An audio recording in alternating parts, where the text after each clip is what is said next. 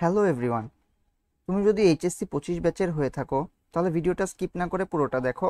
4 মার্কের একটা প্রশ্ন কমন পেলেও পেয়ে যেতে পারো। তো দেখো, স্ক্রিনে কোশ্চেনটা দেওয়াই আছে। আজকে তাহলে বুঝতেই পারতেছো আমাদের পড়ার টপিক হলো বাফার দ্রবণের ক্রিয়া কৌশল। আমরা আজকের আজকের এই শর্ট ভিডিওটা শেষে এই বাফার দ্রবণের ক্রিয়া কৌশল রিলেটেড যে কোনো কোয়েশ্চেনের অ্যান্সার একদম স্ট্রাকচার্ড একটা ওয়েতে অ্যান্সার করতে পারবো। তো চলো শুরু করি। প্রথমে আমরা আমাদের কনসেপ্টটা কিছুটা রিক্যাপ করে নিই। বাফার দ্রবণ কাকে বলে? যে দ্রবণে সামান্য অম্ল বা ক্ষার যোগ করলে দ্রবণের পিএইচ অপরিবর্তিত থাকে বা সামান্য পরিবর্তিত হয় তাকে বাফার দ্রবণ বলে। মানে পিএইচ পরিবর্তনটা অত্যন্ত নগণ্য হইতে হবে, তাকে বাফার দ্রবণ বলবে। আচ্ছা, কিভাবে বাফার দ্রবণ তৈরি করা যায়? অম্লীয় বাফার দ্রবণ তৈরি করার জন্য একটা ওয়ে হলো দুর্বল অম্ল ও তার অনুবন্ধী ক্ষার সম্পন্ন একটা লবণ নিতে হবে। ঠিক আছে, দুর্বল অম্ল আর তার অনুবন্ধী ক্ষার সম্পন্ন একটা লবণ নিতে হবে। যেমন আমি এক্সাম্পল যদি দেই, তুমি মনে করো CH3COOH নিলা, মানে ইথানোয়িক অ্যাসিড নিলা, তার সাথে মনে করো সোডিয়াম ইথানোয়েট নিলা, তাহলে এটা একটা বাফার হবে। মানে তুমি যদি সোডিয়াম ইথানোয়েট আর কি বলে ইথানোয়িক অ্যাসিডকে সরাসরি মিশ্রণ ঘটাও, তখন কি একটা বাফার দ্রবণ পাবা, তুমি শিওরলি একটা বাফার দ্রবণ পাবা। ক্ষারীয় বাফার এইভাবে তৈরি করা যাইতে পারে। কিভাবে? একটা দুর্বল ক্ষার নিতে হবে, তার সাথে তার অনুবন্ধী অ্যাসিড সম্পন্ন একটা লবণ নিতে হবে। যেমন এক্সাম্পল দিতে পারি আমি NH4OH, এটার সাথে যদি তুমি নাও NH4Cl, তাহলে তুমি কি পাবা? একটা বাফার দ্রবণ পাবা। ঠিক আছে, এইটা কিন্তু একটা ওয়ে, সরাসরি দুর্বল অম্ল আর তার অনুবন্ধী ক্ষার মিশানো। আর একটা ওয়ে আছে, দুর্বল অম্ল এর সাথে একটা সবল ক্ষার মিশাও। কিন্তু একটা কন্ডিশন আছে এই পদ্ধতিতে বাফার তৈরি করতে গেলে। কন্ডিশনটা হইল সবল ক্ষারের তুল্যমোল সংখ্যা, সবল ক্ষারের n স্মলার দেন দুর্বল অম্লের তুল্যমোল সংখ্যা। দুর্বল অম্লের n, ঠিক আছে। তুল্যমোল সংখ্যা বললাম কেন, একটু বুঝাচ্ছি, একটু পরেই, দাঁড়াও। আর এইখানে কি করতে হবে, একটা দুর্বল ক্ষারের সাথে আমি নিতে পারি একটা সবল অ্যাসিড। ঠিক আছে, কন্ডিশন আছে একটা, আমি শুধু এন লেখলাম, আসলে তুল্যমোল লেখা উচিত ছিল। দুর্বল ক্ষারের তুল্যমোল ইজ গ্রেটার দেন হইতে হবে সবল অ্যাসিডের তুল্যমোল। বুঝাচ্ছি আমি।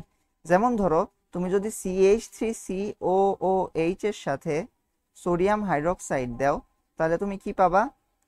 সোডিয়াম ইথানোয়েট আর হলো পানি পাবা। এখন তোমার বাফার দ্রবণ বানাইতে গেলে কি লাগবে? একে লাগবে আর একে লাগবে। তাহলে তুমি কি করবা? এই সোডিয়াম হাইড্রোক্সাইডটাকে কিছু কম পরিমাণে নিবা। কম পরিমাণে নিলে কি হবে? এইটা লিমিটিং বিক্রিয়ক হবে। লিমিটিং বিক্রিয়ক হইলে কি পাত্রে এটা অবশিষ্ট থাকবে, মানে পাত্রে তুমি কি পাইতেছো? একে পাইতেছো।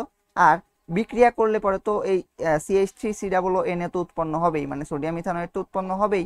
তাহলে কি তুমি এটাও পাইতেছো, এটাও পাইতেছো, মানে কি তোমার বাফার হয়ে গেল। ঠিক আছে, আচ্ছা। তাহলে কি তুল্যমোলটা কম হইতে হবে। সিমিলারলি যদি এইখানে দেখি আমরা, মনে করো NH4OH এর সাথে আমি HCl নিলাম, তাহলে কি পাবো? NH4Cl plus H2O। আমাকে কি করতে হবে? এই HClটা তুল্যমোল কম নিতে হবে। আর এ তুল্যমোল বলতে কি বোঝাচ্ছে? তুল্যমোল মানে হলো N ডিভাইডেড বাই সহগ। এখানে সহগ কত? 1, তাহলে এটা তুল্যমোল আর নর্মাল মোল সমানই হবে। এটার জন্য সহগ 1, তাহলে তুল্যমোল আর নর্মাল মোলটা সমানই হবে। ঠিক আছে, কিন্তু মনে করো এখানে CH3COOH এর সাথে দেওয়া হলো ক্যালসিয়াম হাইড্রোক্সাইড, তখন কিন্তু কি কি উৎপন্ন হবে? Calcium ethanoate. এখানে দুইটা থাকবে আর ক্যালসিয়াম আর পানি উৎপন্ন হবে। দুই কেন হইলো? এই ইথানোয়েট মূলকের যোজনী হইলো 1 আর ক্যালসিয়ামের যোজনী 2, যোজনী বিনিময় হয়েছে সহজ কথায় বলতে গেলে। আচ্ছা, তো এই ক্ষেত্রে যদি সমতা করতে চাই, দেখো এখানে কিন্তু আমাকে 2 দেওয়া লাগতেছে। তাহলে এখন দেখো 2 মোলের সাথে 1 মোল বিক্রিয়া করতেছে। ঠিক আছে, তাহলে এইটার তুল্যমোল কত হবে? এন অফ CH3COOH ডিভাইডেড 2, আর এটার তুল্যমূল কত হবে N of calcium hydroxide divided 1। তো আমার হইতে হবে কি এই যে তুল্যমূলটা এটা গ্রেটার হইতে হবে, তাহলে আমার বাফার দ্রবণ তৈরি হবে। বুঝাইতে পারছি? ঠিক আছে, এই হলো আমার বাফার দ্রবণ তৈরি করার ওয়ে। এখন বাফার দ্রবণের পিএইচ নির্ণয়টা আমার এখানে জেনে রাখতে হবে এই কোয়েশ্চেনের জন্য। পিএইচটা অ্যাড করলে পরে আর কি কোয়েশ্চেনের অ্যান্সারটা সুন্দর হয়।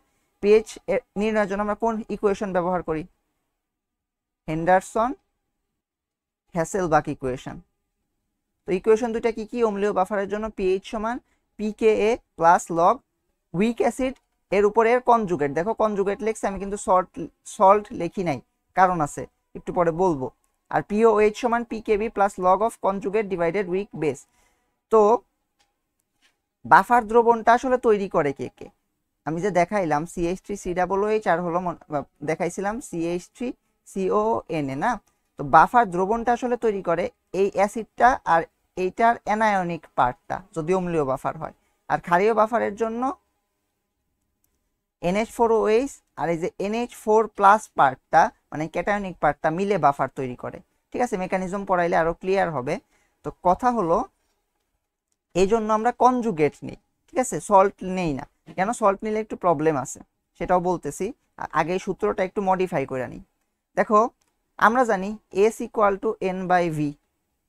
তো যখন তুমি একটা দ্রবণ বানাইতেছো, একটা বাফার দ্রবণ বানাইতেছো, তো বাফার দ্রবণের আয়তনটা তো অপরিবর্তিত থাকতেছে, তাই না? তার মানে আমি এটা এই সূত্রটাকে এভাবেও লিখতে পারি pKa প্লাস লগ, দেখো এখানে লিখলাম N কনজুগেট বাই V, আর এটার জন্য লিখলাম N অ্যাসিড বাই V। দেখো দুইটা V কিন্তু কাটা চলে যাবে, তো কাটা চলে গিয়ে কি আসবে ওইটা রেজাল্টটা লিখি আমি। হ্যাঁ, log N of conjugate divided N of acid. আর এই সূত্রটাই তুমি ইউজ করবা, মানে মোল সংখ্যা দিয়ে সূত্রটাই ইউজ করবা, বুঝছো? মানে ম্যাথ করার জন্যই হোক আর এই কোয়েশ্চেনের অ্যান্সার করার জন্যই হোক, মোল সংখ্যা দিয়ে অ্যান্সার করাটা ইজি। তো এটার জন্য কি হবে 14 minus pKb minus log N conjugate divided N base. এটার ব্যাখ্যাটা এখানে কয়েকটা ম্যাথ করার সময় কিছু প্রিকশনস নিতে হয়। ঠিক আছে, দেখবা যেমন আমি একটা উদাহরণ দিলাম একটু আগেই, ইথানোয়িক অ্যাসিডের সাথে যখন ক্যালসিয়াম হাইড্রোক্সাইড বিক্রিয়া করতেছে তখন কিন্তু তুমি কি পাচ্ছ? ক্যালসিয়াম ইথানয়েট আর কিন্তু পানি পাচ্ছ। এখন এইখানে দেখো যে অনুবন্ধিটা তুমি পাচ্ছ ওইখানে, সরি, যে সল্টটা তুমি পাচ্ছ এখানে কিন্তু অনুবন্ধিতা 2 মোল আছে, দেখতেছো? তো সেই কারণে যদি তুমি এখানে সল্টের মোল সংখ্যা লেখো তাহলে হবে না। মানে মনে করো পিএইচ বের করার সময় তুমি এই মোল সংখ্যার জায়গায় এন অফ কনজুগেটের জায়গায় শুধুমাত্র সল্টেরটা লিখলা, যেটা আমরা শিখে আসি নর্মালি যে এন অফ সল্ট, তখন কিন্তু হচ্ছে না, কারণ এখানে আমার অনুবন্ধিতা আছে 2 মোল। ঠিক আছে, মানে এইটার জন্য যদি আমি পিএইচ এর সমীকরণ লিখতে চাই তাহলে হবে কি log K a plus, sorry log minus log K মানে পিকে, মাইনাস লগ কে মানেই তো পিকে, এর সাথে প্লাস হবে লগ, আমরা জানি এন অফ কনজুগেটটাকে উপরে লিখতে হয়, তাহলে এন অফ কনজুগেট কি CH3COO মাইনাস, আর নিচে লিখতে হয় এন অফ অ্যাসিডকে CH3COOH। আচ্ছা, মাইনাস লগ কে কে এটাকে তো বলা হয় পিকে না, পিকে লিখলাম। এর সাথে দেখো এইটার মোল সংখ্যা কি, এই পুরা ক্যালসিয়াম ইথানয়েটের মোল সংখ্যার দ্বিগুণ, তাহলে আমরা লিখতে পারবো log 2 into N salt divided by N of ethanoic acid. ঠিক আছে, তো যখন 2:1 বা 3:1 এমন অনুপাতে বিক্রিয়া হবে তখন কিন্তু শুধুমাত্র সল্টের যে মোল সংখ্যা আছে ওইটা উপরে বসা দিলেই হবে না, ওর সাথে কিন্তু কিছু একটা গুণ দেওয়া লাগবে। ঠিক আছে, কিছু একটা গুণ দেওয়া লাগবে, মানে 2:1 অনুপাতে হলে 2 গুণ দেওয়া লাগবে, 3:1 হলে 3 গুণ দেওয়া লাগবে। তো এই ব্যাপারটা নিয়ে তোমরা একটু সচেতন থাকবা। এখন আমরা অম্লীয় বাফারের ক্রিয়া কৌশল শুরু করি।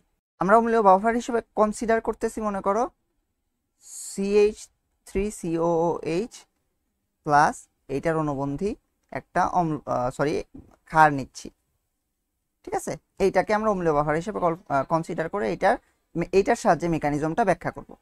দেখো দেখো এই যে আমার দুর্বল অম্লটা আছে, যখন তুমি একটা জলীয় দ্রবণ নিচ্ছ, এই জলীয় দ্রবণে দুর্বল অম্লটার কি হবে বলো তো? আংশিক বিয়োজন হবে।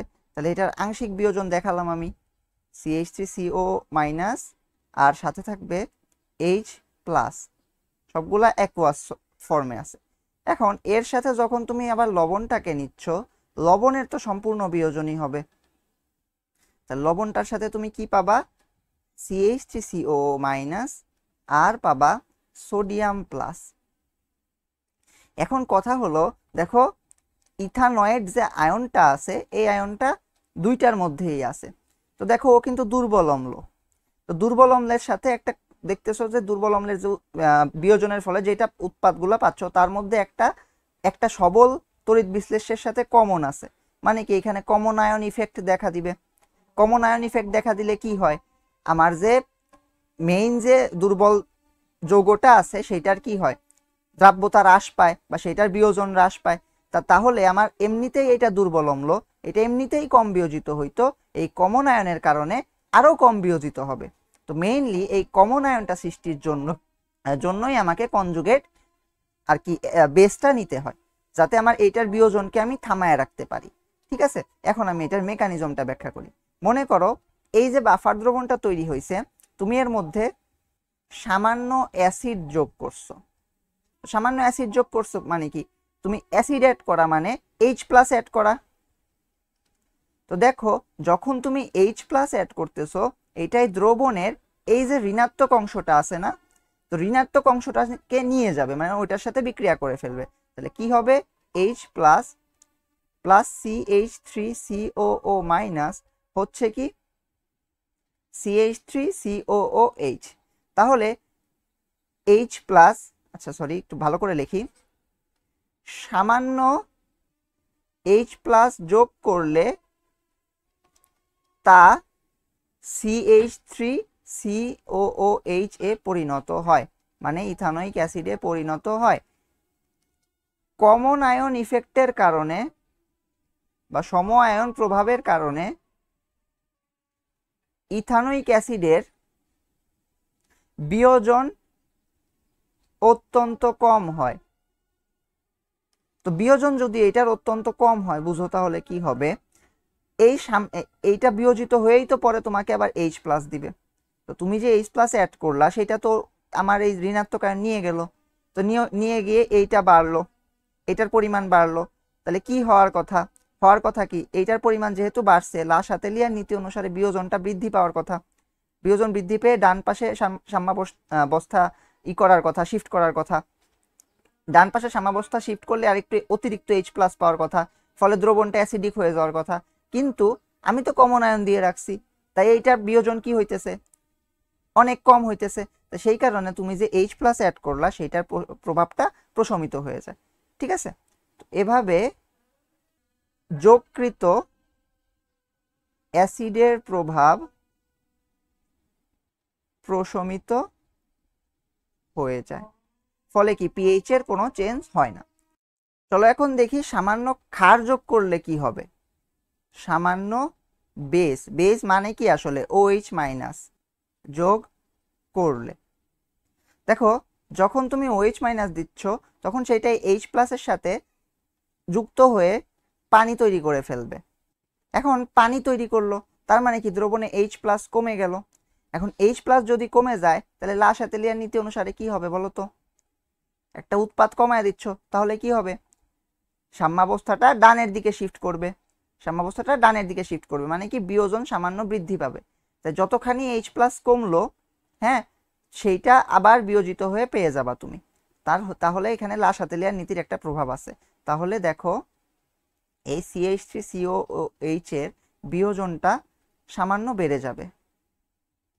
সামান্য ক্ষার যোগ করলে তা OH মাইনাস এর সাথে যুক্ত হয়ে H2O গঠন করে বা পানি গঠন করে, ফলে লা শাতেলিয়ার নীতি অনুসারে ইথানোয়িক অ্যাসিডের বিয়োজন সামান্য বৃদ্ধি পায়, ফলে যে H প্লাসের ঘাটতিটা তৈরি হয়েছিল ওইটা পূর্ণ হয়, মানে পূরণ হয়। ফলে H প্লাস এর ঘাটতি পূরণ হয়। এর ফলে কি হয়? এর ফলে OH মাইনাস যোগের প্রভাব প্রশমিত হয়। ওকে, নেক্সট পেজে চলো আমরা এইটার একটা চিত্র রূপ দেখি। দেখো, আমার এই ছিল আমার বাফার দ্রবণের আর কি দুইটা মেইন বিক্রিয়া না। এইটা থেকে দেখো আমি তোমাকে মেকানিজমটা শর্টে বুঝিয়ে দিচ্ছি। যখন তুমি H প্লাস অ্যাড করতেছো তখন সেটা এই যে নেগেটিভ অংশের সাথে বিক্রিয়া করে CH3COOH বানায় ফেলতেছে। আর যখন তুমি OH মাইনাস অ্যাড করতেছো তখন সেটা H প্লাসের সাথে যুক্ত হয়ে H2O তৈরি করতেছে। ফলে দ্রবণের যে H প্লাসের ঘাটতি বা OH মাইনাসের বৃদ্ধি হওয়ার কথা বা H প্লাসের বৃদ্ধি OH মাইনাসের ঘাটতি হওয়ার কথা সেইটা প্রশমিত হয়ে যাচ্ছে। ঠিক আছে, এটা হলো অম্লীয় বাফারের বাফার মেকানিজম। তো চলো এখন আমরা ক্ষারীয় বাফারের ক্রিয়া কৌশল দেখি। ক্ষারীয় বাফার হিসেবে আমরা কনসিডার করতেছি হলো অ্যামোনিয়াম হাইড্রোক্সাইড আর এইটার অনুবন্ধী লবণ অ্যামোনিয়াম ক্লোরাইডকে। দেখো দ্রবণে বিয়োজন কেমন হয়, এটা একটা দুর্বল ক্ষার, তাহলে দুর্বল ক্ষারের বিয়োজন কি হবে? আংশিক হবে, তাহলে NH4 প্লাস আর হলো OH মাইনাস। আর ওইটা একটা লবণ, লবণের সম্পূর্ণ বিয়োজন হবে, তাহলে দেখো NH4 প্লাস আর Cl মাইনাস। দেখো সম-আয়ন পাইছো, তো একই কাহিনী ঘটবে আসলে। তো দেখো একটু দেখাই আমি, সামান্য অ্যাসিড যোগ করলে, অ্যাসিড মানে কি অ্যাকচুয়ালি? অ্যাসিড মানে তুমি H প্লাস অ্যাড করতেছো। H প্লাস অ্যাড করলে কি হবে? সে এই যে হাইড্রোক্সিল আয়নকে নিয়ে যাবে, নিয়ে পানি তৈরি করে ফেলবে। ফলে কি হবে? এর বিয়োজন লাসাতেলিয়ার নীতি অনুসারে সামান্য ডানে অগ্রসর হবে। এই যে আমার যে অ্যামোনিয়াম হাইড্রোক্সাইডের যে বিয়োজনটা ছিল লাসাতেলিয়ার নীতি অনুসারে সামান্য ডানে সরে যাবে, ফলে যে OH মাইনাসের ঘাটতি ছিল সেটা পূরণ হয়ে যাবে। ঠিক আছে, আবার সামান্য যখন বেস যোগ করতেছো, বেস মানে কি আসলে? বেস মানে তুমি যোগ করতেছো হাইড্রোক্সিল আয়ন। সামান্য বেস যোগ করলে কি হচ্ছে দেখো, হাইড্রোক্সিল আয়নটা আমার NH4 প্লাসের সাথে যুক্ত হয়ে অ্যামোনিয়াম হাইড্রোক্সাইড তৈরি করবে। তো অ্যামোনিয়াম হাইড্রোক্সাইডের বিয়োজন তো সম-আয়ন প্রভাবের কারণে অত্যন্ত কম, তাহলে সেটা বিয়োজিত হবে না, মানে বিয়োজিত কম হবে এই কারণে যে OH মাইনাসটা তুমি অ্যাড করলা সেটার প্রভাবটা প্রশমিত হবে। তাহলে কি হবে? আমার NH4 প্লাসের সাথে অ্যাডেড OH মাইনাসটা যুক্ত হয়ে অ্যামোনিয়াম হাইড্রোক্সাইড গঠন করবে। এই অ্যামোনিয়াম হাইড্রোক্সাইডের বিয়োজন অত্যন্ত কম, তো সেই কারণে এটা এইদিকে মুভ করবে না, মানে অতিরিক্ত হাইড্রোক্সিল আয়ন তুমি পাবা না।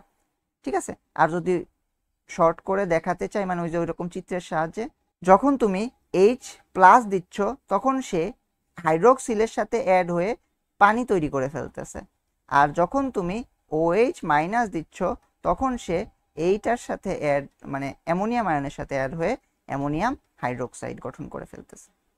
এইটা হলো বাফার মেকানিজম ক্ষারীয় বাফারের। আচ্ছা, ভালো কথা। তো এখন আমরা যে কোয়েশ্চেনটা নিছিলাম ওই কোয়েশ্চেনটা সলভ করার ট্রাই করি। এই ধরনের কোয়েশ্চেন থাকলে তুমি কিভাবে অ্যাপ্রোচ করবা? তুমি প্রথমে করবা কি, এন অফ অ্যাসিড বের করবা, এন অফ বেস বের করবা। ঠিক আছে, যদি কি বলে দুর্বল অম্লের সাথে মানে অম্লীয় বাফার তৈরি করে, তাহলে এন অফ অ্যাসিড সমান ছিল 0.01, এটা লিটারে নিলাম আর কি আমি আয়তনটাকে, তার সাথে 0.5 মোল। তো তুমি যদি মোল সংখ্যা নাও আসবে 0.005 মোল।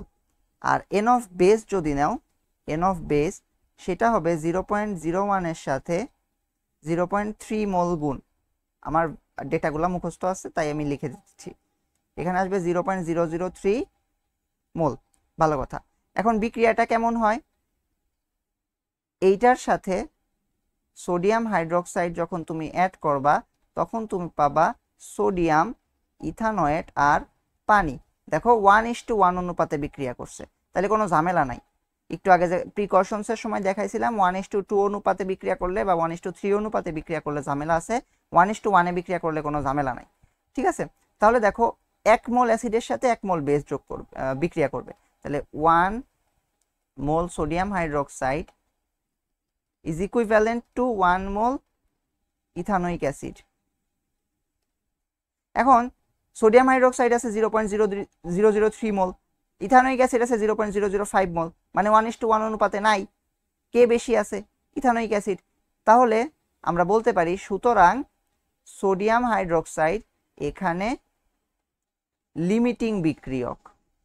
ঠিক আছে, তাহলে 0.003 মোলের সাথে সোডিয়াম হাইড্রোক্সাইডের কত মোল অ্যাসিড বিক্রিয়া করবে? 0.003 মোলই, কারণ 1:1 অনুপাতে বিক্রিয়া হচ্ছে।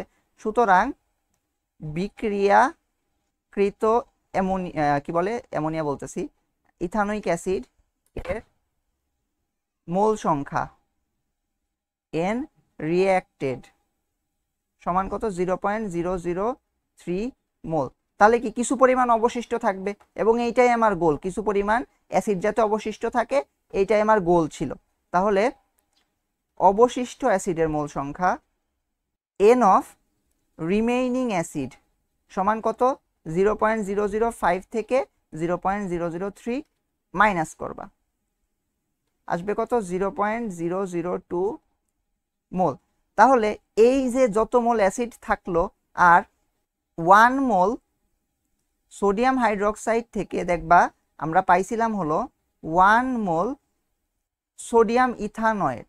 দেখো 1 মোল সোডিয়াম হাইড্রোক্সাইড থেকে 1 মোল সোডিয়াম ইথানয়েড। তাহলে আমি সোডিয়াম হাইড্রোক্সাইড রিঅ্যাকশন করাইছি কত? 0.003 মোল।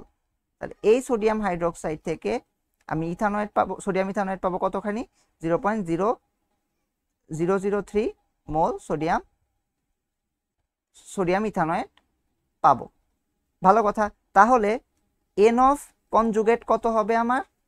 যেহেতু এখানে 1:1, তাহলে n অফ কনজুগেট সমান সমান তুমি লিখতে পারবা n অফ সল্ট। 1:1 না হইলে পরে একটু কাহিনী হইতো, সেটা দেখাইছি।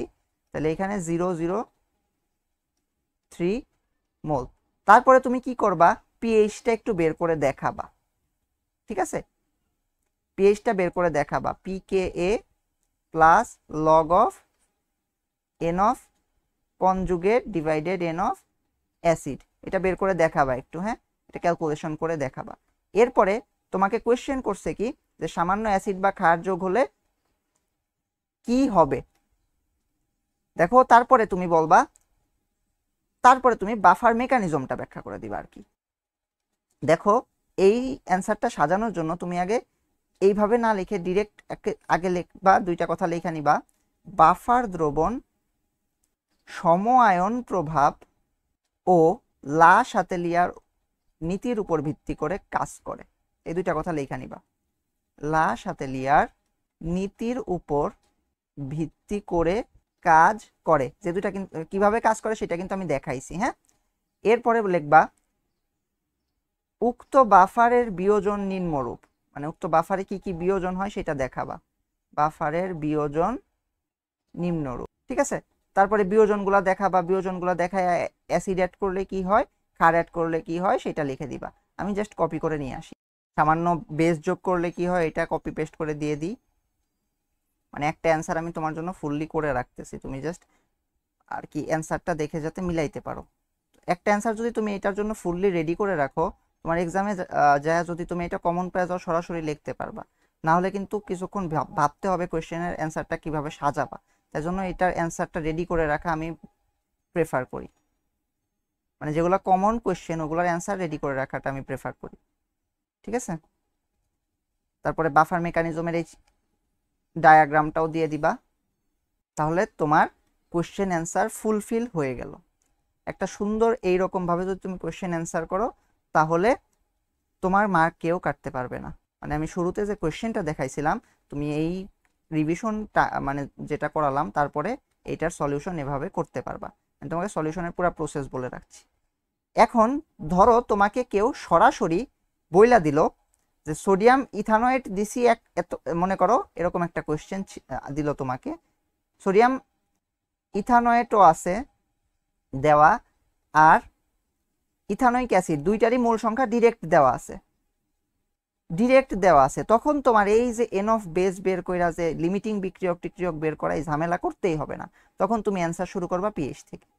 ঠিক আছে, কারণ তুমি তখন কনজুগেটের মোল সংখ্যা জানো অলরেডি।